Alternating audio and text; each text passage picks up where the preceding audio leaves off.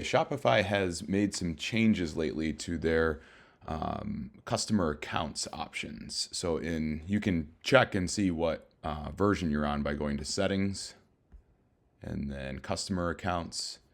And most people are still on legacy, but we're seeing more and more folks go on the new customer accounts, which just have some differences to be aware of. So if you are on the new customer accounts, some things that you'll have to do to patch things up with the app.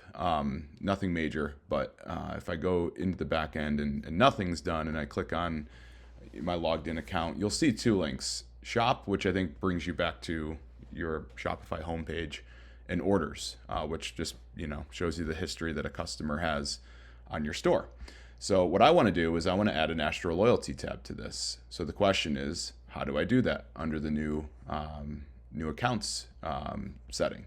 So you go into the back end of your Shopify account, you go to online store, navigation, and this should appear, this customer account main menu. So this impacts this.